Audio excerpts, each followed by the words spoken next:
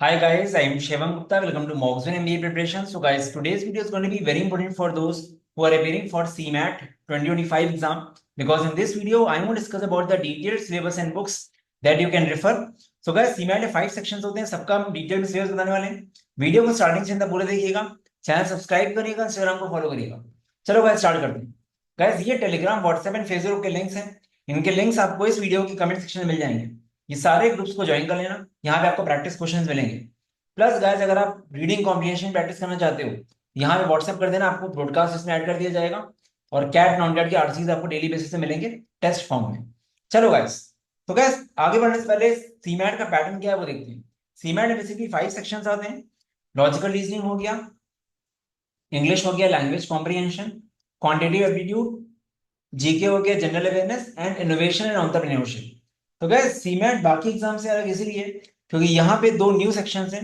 एक हो गया आपका जनरल अवेयरनेस जिसको जीके बोलते हैं, और दूसरा इनोवेशन एंड एंटरप्रेन्योरशिप है. ठीक है.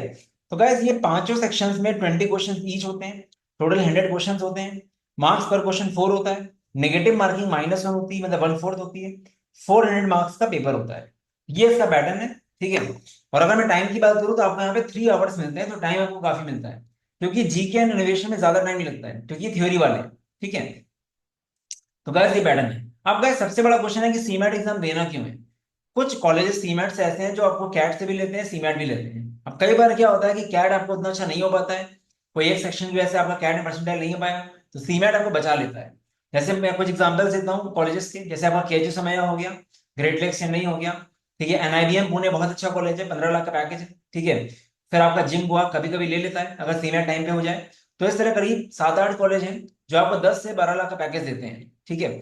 तो बैकअप के लिए सीमैट एग्जाम जरूर देना चाहिए. ठीक है. अगर कैट आपका अच्छा होता है तो बढ़िया है, बाकी बैकअप के लिए देना चाहिए. और बेस्ट जो कॉलेज है वो है जेबीआईएमएस मुंबई.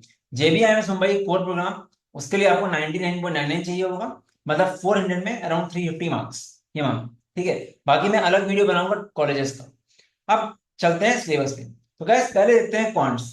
गैस कोई भी नॉन एग्जाम जो होता है ना, इनका पेपर जो आता है वो टफ नहीं आता है. It is all about variety. ये पेपर कैसे टफ बनाते हैं, ये पेपर टफ बनाते हैं आपको वैरायटी ऑफ क्वेश्चन देके जो आपने जल्दी नहीं पढ़े होते हैं. जैसे मान लो आपने लॉगरिथम्स नहीं पढ़ा, ठीक है, आपने मान लो ट्रिग्नोमेट्री नहीं पढ़ी, तो आपको यहाँ पे मेक श्योर करना है कि आपने सिलेबस अच्छे से गो थ्रू किया हो. ठीक है. तो क्वांट्स में गैस अर्थमेटिक है, percentage, profit and loss, partnerships, time and work, time speed distance, SI CI, simple interest, compound interest, averages, alligation mixtures, ratio proportion. तो ये आपका अर्थमेटिक है. किसी भी एग्जाम में अर्थमेटिक का 30-40% वेटेज रहता है जनरली. ठीक है. बाकी गाइस अलजेब्रा की बात करूं तो अलजेब्रा भी आपको अच्छे से पढ़नी है. एबीजीपी हो गया, मतलब sequence series, quadratic equations, logarithms, linear equations, inequalities, search indices, integral solutions, functions का बेसिक्स कर लो तो हो जाएगा. ठीक है. तो ये मेनली आपका अलजेब्रा में है. ज्योमेट्री में वैसे क्या आता है, lines and angles, triangles, circles, coordinators, mensuration, coordinate geometry. Number theory में आपका ये आते हैं, divisibility rules, factors and multiples, LCM HCF, reminders, unit digit base systems. ठीक है. तो ये टॉपिक्स होते हैं. बाकी वैसे मॉडर्न मैथ्स में क्या क्या आएगा, इसमें आपका पीएनसी आएगा, प्रोबेबिलिटी आएगा, सेट थ्योरी. अब सेट थ्योरी दो तरह के होते हैं, एक मैथ्स वाला होता है रिलेशन वाला, और एक वेन डायग्राम वाला. दोनों कर लेना. वेन डायग्राम वाला हो सकता है एलआर सेक्शन में आ जाए. फिर आपका trigonometry and statistics, DI and DS भी आ जाती है. Data sufficiency and DI. DI में बेसिक्स पढ़ना है आपको, line chart, bar graph, pie chart, tables, mixed combinations. और अगर कुछ हायर मैथ्स के टॉपिक से बढ़ के जाओ, basics like parabola, ellipse, area of ellipse आ जाएगा. अब एरिया ऑफ एलिप्स आ गया, फॉर्मूला सिंपल सा होता है पाई इंटू ए इंटू बी. अब इसमें आपको लगेगा 10 सेकेंड, बट आप कर नहीं पाओगे, पढ़ा नहीं आपने, इसलिए variety plays a very important role.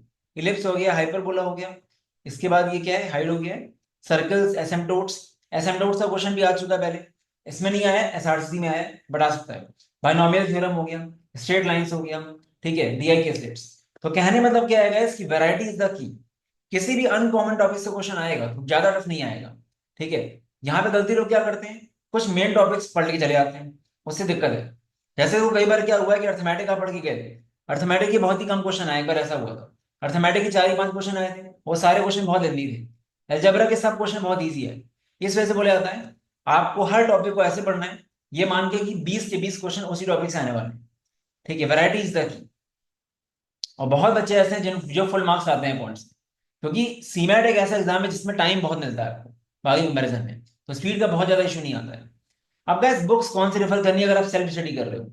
आप अरिहंत की क्वांटम कैट ले सकते हो क्वांट्स के लिए, ठीक है। एंड डीआईडीएस की अच्छी प्रिपरेशन करनी हो तो ये बुक ले सकते हो अरिहंत की, आपको अमेजोन वगैरह में मिल जाएगी, ठीक है। तो यहाँ से आप ले सकते हो। बाकी डीआई बहुत नहीं आता तो बुक लेने की जरूरत नहीं होती है, आपको ऑनलाइन बहुत सोर्सेस मिल जाएंगे, यूट्यूब में बहुत सारे वीडियोस मिल जाएंगे, अगर आप सेल्फ स्टडी कर रहे हो वहां से भी कर सकते हो। बाकी मॉक्स दोगे, मॉक्स में आपको प्रैक्टिस हो जाएगी, ठीक है। अगर आपको लेना हो तो आप ले सकते हो। तो गैस ये बात हुई क्वांट्स की। अब अगर मैं इंग्लिश की बात करूं तो वीआरसी में क्या आता है? वीआरसी में गैस शॉर्ट आरसीज आते हैं, बहुत लंबी नहीं आते। Synonym sentence places a very important role. Guess जो रटने वाला पार्ट होता है ना, word meanings places a very important role for all the non tech exams. क्योंकि अगर फिल इन द ब्लैंक्स भी आएगा तो ये भी आपका ग्रामर बेस्ड आएगा या तो वर्ड मीनिंग बेस्ड आएगा। तो मीनिंग बताना जरूरी है। एरर स्पॉटिंग हो गया, ये आप कैसे सीख पाओगे? जब ग्रामर प्रिपरेशन करोगे। फिलर्स ग्रामर वाले, parajumbles, analogy, sentence correction, compound words, kangaroo words, ये सब वर्स्ट केस में आ सकता है। Medium phrases, homonyms, spelling errors, subject verb agreement, ये बहुत बड़ा रोल प्ले करता है आपका एरर स्पॉटिंग के लिए। Parallelism and modifiers, figures of speech, foreign words, modal verbs. कुछ और टॉपिक्स हैं, वन वर्ड सब्स्टिट्यूशन हो गया, कलेक्टिव नाउन्स हो गया, टेंसेस का बेसिक्स, प्रोवर्ब्स भी आ सकता है, ठीक है। तो गैस अगर आप नॉन कैट एग्जाम क्रैक करना चाहते हो तो ये डे वन से मेक श्योर करो कि आपकी वोकैबुलरी बहुत अच्छी होनी चाहिए। जितना अच्छा वर्ड मीनिंग होगा आपको उतना स्कोर अच्छा आएगा। और वीआरसी सेक्शन में टाइम कम लगता है, ठीक है। जैसे मैंने देखा था लास्ट ईयर एमबीए सीईटी में लगातार 12 क्वेश्चन वोकैब के ही थे। अब किसी ने वोकैबुलरी पढ़ रखी है अगर, ठीक है, तो उसको बहुत फायदा होने वाला है। गैस इसके लिए बुक आप ले सकते हो objective general English by S T Bakshi sir. ये मेनली बैंकिंग की होती है बट आपको बहुत हेल्प करेगा नॉन कैट एग्जाम्स में, क्योंकि एलआर एंड बीए का जो सिलेबस होता है बैंक का, बैंकिंग का, वो जनरली मैच करता है सीमैट एंड बाकी नॉन कैट एग्जाम्स से। गैस रीजनिंग में क्या करना है? पजल्स करो। पजल्स में क्या आता है? Linear arrangement, circular arrangement, distributions, blood relation, coding decoding, analogy, figure based reasoning, calendars, clocks बहुत इंपॉर्टेंट है। Direction sense, verbal reasoning, input output arrangements, ठीक है। क्रिटिकल रीजनिंग आपका हो गया, statement assumption, strong week arguments, force of action, number series, analogy, दो बार आगे कोई बात नहीं। लॉजिकल थिंकिंग प्रॉब्लम्स हो गया, mathematical LR problems, syllogism, visual reasoning भी आ जाती है guys, abstract reasoning, statement conclusion. इसके अलावा guys alpha numeric and Venn diagram ये भी कर लेना। तो एनालॉजी जो होता है ना, ये वीए में भी आ सकता है, एलआर में भी आ सकता है, कहीं भी आ सकता है। एनालॉजी कैसे करना है उसके लिए आपको बस वो वोकैबुलरी अच्छी होनी चाहिए आपको, क्योंकि जनरली रिलेशन आता है सिनोनिम्स एंटोनिम्स का, ठीक है। अगर मैं बात करूं बुक की, ये बहुत अच्छी बुक है गाइस, टेस्ट ऑफ रीजनिंग की बुक है, ठीक है, आप ये देख सकते हो, ठीक है। ये आपको हेल्प कर देगी काफी, ठीक है। बाकी गाइस मैं अगर बात करूं जीके प्रिपरेशन की, तो गाइस जीके एक वास्ट है, ठीक है।